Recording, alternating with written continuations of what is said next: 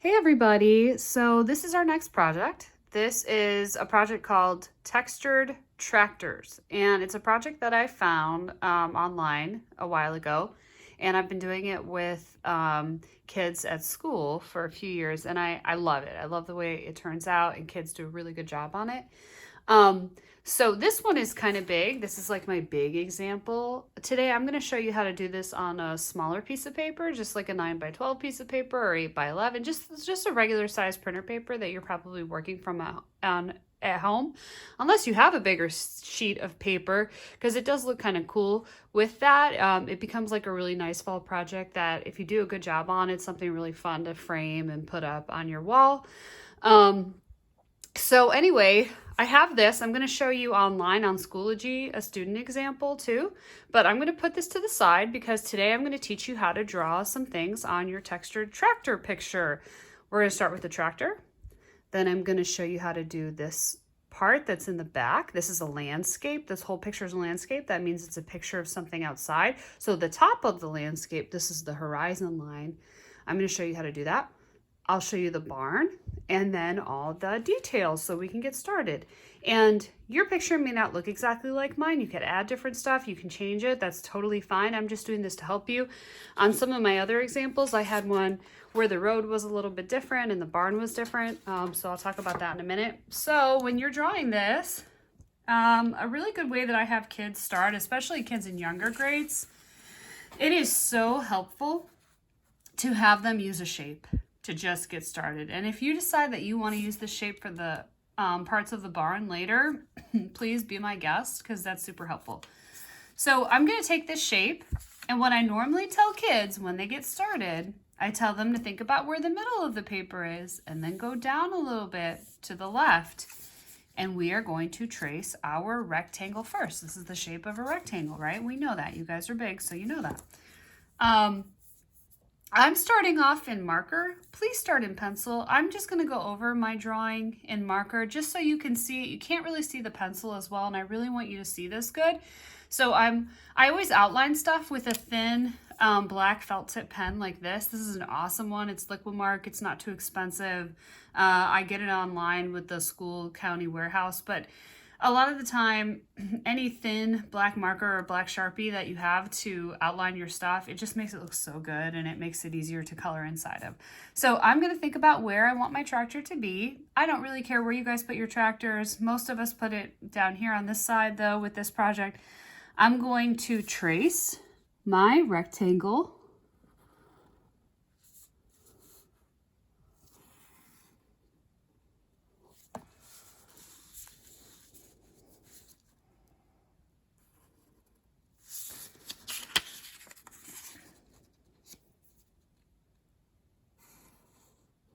Okay, and now I'm free to do the rest. So I do have kids finish their tractors when we do this project.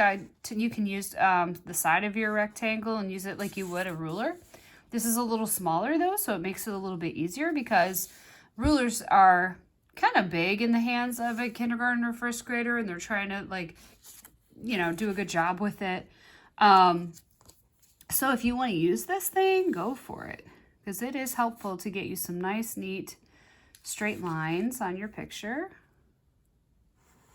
So you can decorate your tractor however you want. We put a stripe in the middle of ours a lot of the time, and I did the middle part of my tractor. Now I'm going to finish off the top part where the window goes. So I've got a window in here. If you want to keep using that rectangle, that could be helpful for you. And this rectangle, by the way, guys, I'm sorry, I should have told you that. It's just 4 inches by 2 inches. I don't really care how big you make it. Just try to get it nice and straight and nice and neat when you're cutting it out. You don't want a messy, wobbly shape to work from. But yeah, it was 4 inches across and 2 inches up and down. And so that seems to be a good size for this paper, but it's up to you. It doesn't really matter to me. And really, it's just there to help you. If you don't end up using it, that's okay. So I've got the top of my tractor. I've got my wheels now. My wheels are circles. And this little part got erased where I had the corner of my rectangle.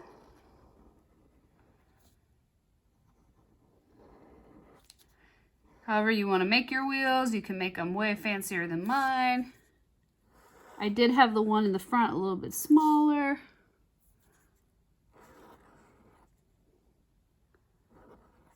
I'm going to erase that part.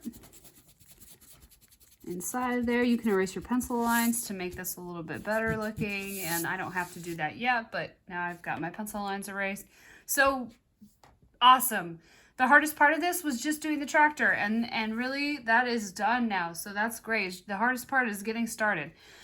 So now that I have that done, I can think about the back. I can think about the line that's my horizon line. That means that I don't see any any land past the horizon line, and also that the sun sets onto the horizon line. And then once it goes past the horizon line, I don't see the sun anymore when there's a sunset. So I'm going to draw that back here. And now the next thing that I do with kids in class, we work on the barn. So here's a good way to start your barn. If you have your own way to do it, that's great. This is what I tell people though to help them get started. I tell them to do 2 straight lines up in the air. Oops. Oops, and if you make little mistakes, that's okay. That's why I should have started this in I normally do this in pencil. When I start, that's fine. And then for the top, you can either do a curve on your barn, or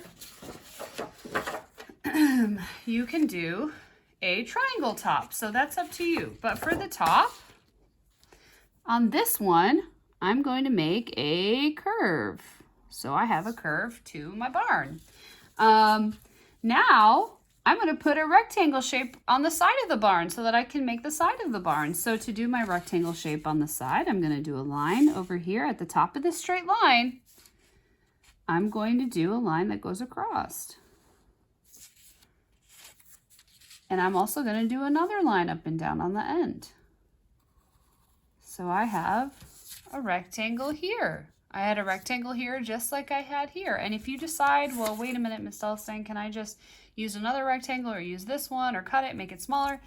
That's fine. So I'm going to do that. Now I'm going to do the top of my barn with a straight line. And now because this has a curve right here, I'm going to make a curve right there.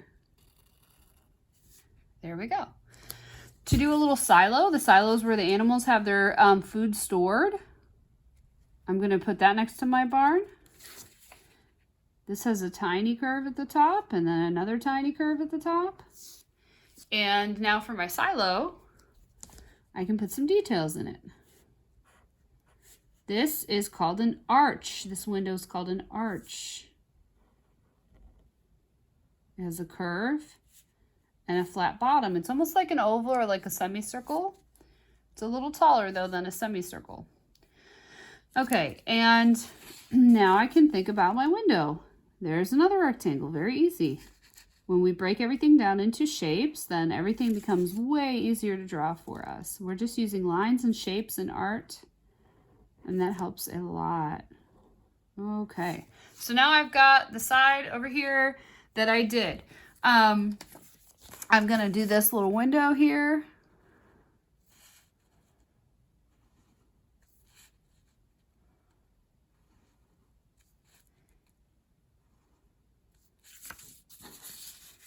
And I got my door.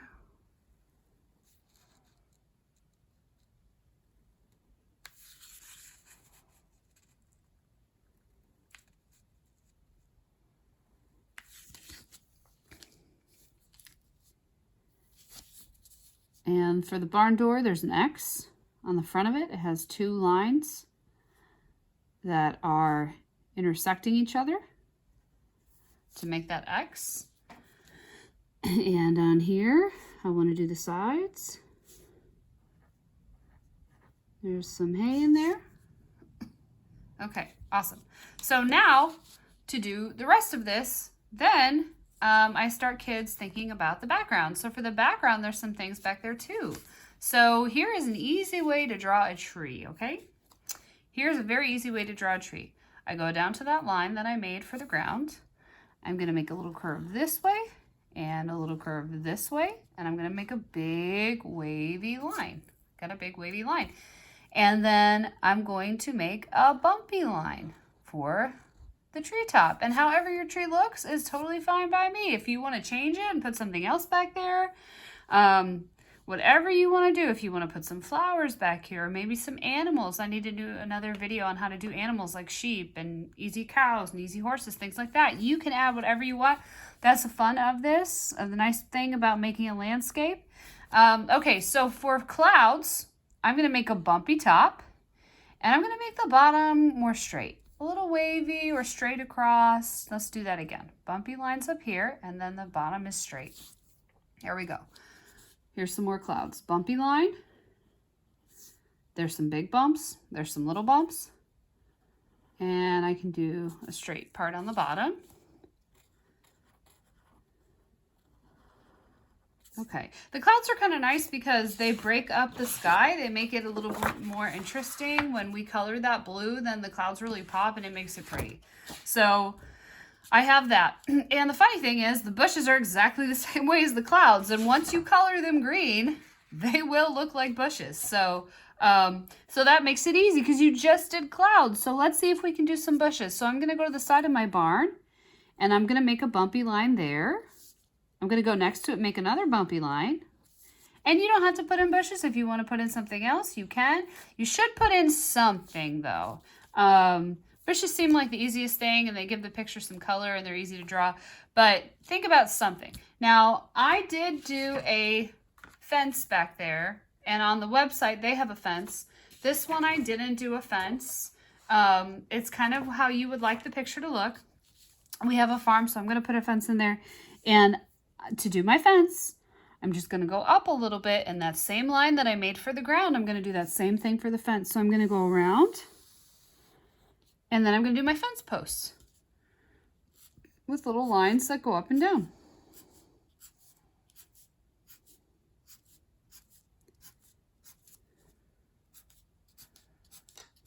Okay, beautiful.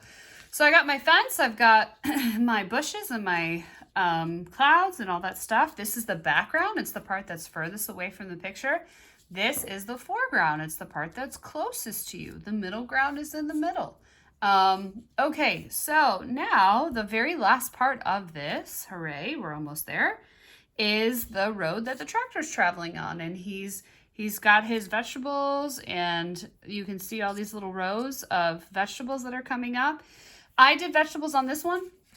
When we did this in class, we didn't do vegetables. We added texture, which is something fun to do that you can do both. You can add some stuff in here and do texture.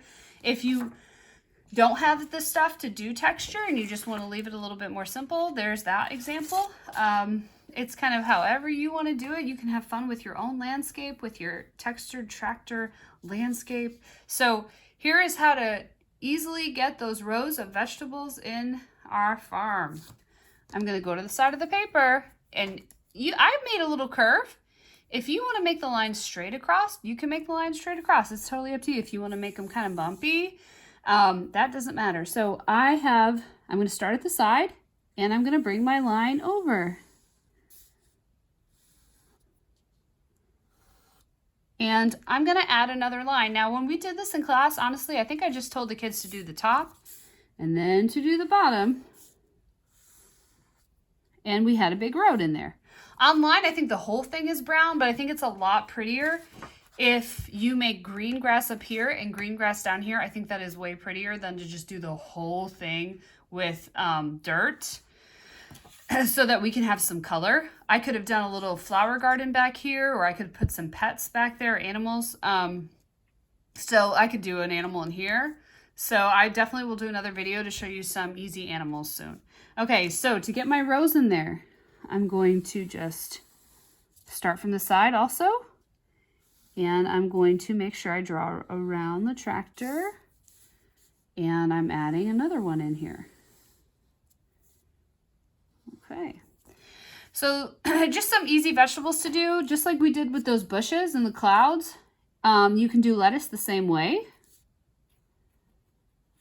There's some bumpy lines, and that's why we talk about line a lot. And I did that first project with you guys, which was the line monsters. because it helps us think about different kinds of lines, and then you can use those when you're drawing something like this, and it's really helpful. So I have my lettuce, I have my pumpkins. To do a pumpkin, you do an oval. We're going down to that line too. And then we're adding little lines and shapes. So I have curved lines in the middle. So let's do that again in case you missed it. To do a pumpkin, I do an oval. I go to the top of the pumpkin, I make a curve that goes down this way and a curve that goes down this way. And then I make a little stem with a rectangle. It's just a rectangle. And then a curve. And please, again, don't start this in marker. Start it in pencil, because there are always things to erase. Even me, I could have erased a little spot there.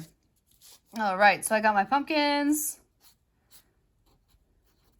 And now I put some tomatoes in there because I like the way that the red pops out. So I did tomatoes, but you can have fun with what you want to put in your garden for your farm. All right, and we have a garden too at home, and my husband has been planting lettuce and broccoli, and we even had corn coming up in the summertime, but then we got caterpillars in our garden and they ate everything. So we have to figure out how to be smarter about our garden. But we have some chickens and we have a garden, and we really have a regular sized backyard. It's not huge. So it's been really fun to have that at home. Okay, so these pumpkins, I made these bigger because they're closer to me. These are at the bottom of the paper and they're in the foreground. So these are big. These pumpkins are smaller because they're further away. So anything that you do that's further away is going to look smaller than anything that you have up here. So that's kind of fun. You don't have to do any of that stuff. If you want to change it, that's fine. But if you want yours to look like mine, since we're learning, that is okay too. That's great. So hopefully this helped you understand how to do all the parts of this. And I find that it's easiest to start with the tractor, the land, and then the barn. And then work from there. Now, to color this, I won't talk too much about coloring because I know this video is almost 20 minutes already. And that's a lot to sit through. So when I'm coloring, I took something that gave me texture. Texture is how something feels. I found something that had this really cool stone texture, and I happened to have that in class. So kids were using these texture plates with me in class. I know you guys don't have that. I don't really have that at home either because I'm not in my classroom. But I did go outside, and I do have a driveway out there and a sidewalk. And I went over to the driveway and I took my crayon and I felt the bumpiness of the sidewalk, and then I put my paper on top of the sidewalk, colored on top of it, or my driveway rather, I colored on top of it, and that's kind of cool. It looks more like dirt because it's bumpy. When you're finishing coloring this, oh, I'm sorry. And if you are going to do the texture, I would color the vegetables first. Color your vegetables first. Then take your brown crayon and take your picture outside or to wherever you can find some texture. If you can't find any and you don't end up using it, it's okay, but it's fun to see what the texture could look like. Color the textured spots last. Okay, on here, a painting tip for you. By the way, all of this was colored in crayon. My rose, the tractor, if you do vegetables or animals, the tree, my bushes, my barn, that's easiest to color with crayon. I painted my grass and this grass and the sky. That's just a suggestion though. If you decide that you want to switch it up, I really don't mind. But anyway, just some tips for painting, which are very, very, very helpful, especially for younger grades. You have to dip your paintbrush in the water a lot. You just have to do it. Otherwise, your paintbrush is going to be dry and spiky, and you won't be able to move it around very good on your paper. So dip it in the water, touch it to your paint, and then I like to go around my objects first. This should have been colored in crayon, boys and girls, but I really need to take a minute, and I need to talk to you about painting.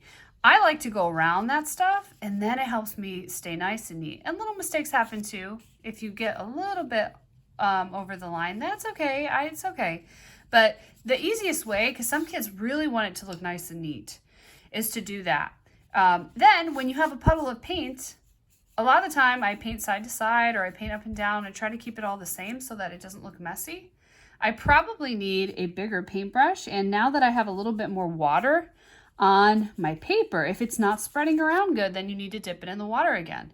And you need to dip it in the paint again. And then you're gonna take your puddle of paint and then you can spread it around. So if you're having a hard time, go back to your water and your paint and keep a paper towel near you. The less water you have, or I'm sorry, the more water that you have, the lighter that the paper is going to look, the lighter that the paint is gonna look. So really, I just need to spread this out and move it around, okay? So there's a little painting tip. You can see the finished painting up there. Have fun with this. This should be something where you can be creative and learn how to draw something new. So anyway, happy fall. And if you need me, you can always message me. Bye.